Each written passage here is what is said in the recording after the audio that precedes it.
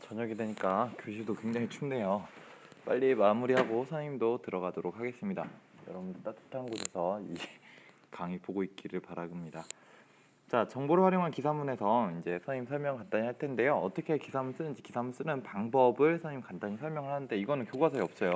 그러니까 공책을 정리를 반드시 잘 해놔야 좋을 것 같습니다. 내일은 여러분들 그냥 바로 기사문 쓰면 됩니다. 선생님 오늘 이제 내일 기사문 쓸 수 있는 학습지를 준비해 놓을 테니까요. 여러분들 이 강의 보고 잘 정리해 놨다가 기사문, 기사거리 생각한 거에 따라서 기사문을 써 보도록 하겠습니다.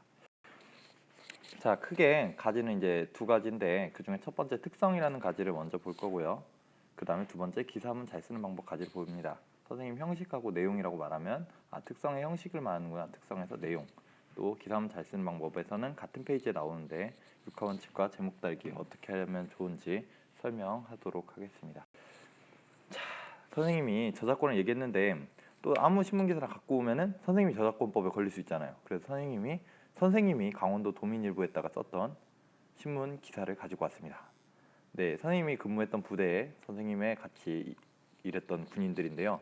특히 이 사람은 선생님의 룸메이트로 선생님이 소개팅을 시켜줘서 결혼까지 했습니다. 네, 선생님의 친구랑요. 자, 어쨌든 자, 이걸 보면서 신문 기사가 어떻게 만들어지는지 한번 볼게요. 첫 번째 신문 기사에는 제목이라는 게 있습니다. 제목이 여기 있어요. 제목. 그래서 이 제목이 관심을 끌만한 내용이 돼야 되니까 굉장히 중요하죠. 그 다음 보통 나오는 것은 사진이 나옵니다. 자, 사진이나 그림으로 보여주면은 훨씬 더 기사 내용이 알기 쉽고요. 그래서 이렇게 제목과 그림 또는 사진을 봤으면은 그 다음에 나오는 글이 바로 본문이 되겠습니다. 그래서 이 본문 쓸 때도 맨 처음에 간단히 정리해주는 말 있으면 더더욱 좋다는 거 잊지 마세요. 예를 들어서 지금 이 신문 기사는 왜 났냐면요. 이제 군부대에 있는 간부들이 이제 거기 강원도 도민이 되는 거예요. 그래서 거기다 주민등록을 신고를 하면은 강원도에 뭐 세금 같은 것도 같이 내게 되니까 강원도 지역경제 활성화에 도움이 되었다. 그런 내용으로 신문 기사를 썼습니다.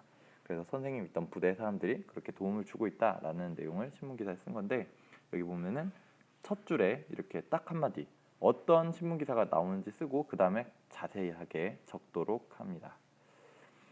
네, 선생님 쓴 기사니까 저작권에 전혀 걸리지 않습니다. 군인일 때 썼던 신문 기사예요. 자, 다음 그럼 특성 중에 내용에 대해서 보겠습니다. 내용 특성은 크게 네 가지가 있는데요. 잘 정리하면서 보면 좋을 것 같아요. 네, 첫 번째 특성은 뭘까요? 여기 다른 사람에게 뭐 할 만한 가치?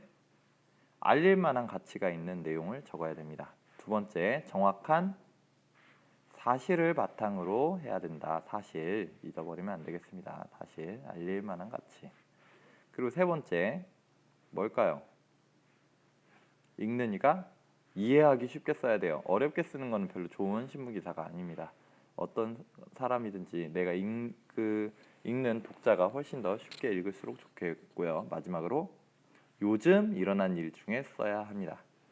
옛날에 어떤 일이 일어났다 그러면 신문기사 거리가 되지 않아요. 그래서 이번에 무슨 일이 생겼다 무조건 바로 신문기사가 될 수 있게 준비하면 더더욱 좋겠죠. 그래서 이 네 가지 한번 잘 생각해 보면 좋겠습니다. 자, 그래서 이제 신문 기사의 특성이라는 가지에 있는 형식과 내용 가지를 얘기했고요. 다음으로 이제 기사 잘 쓰는 방법을 간단히 설명해 줄게요.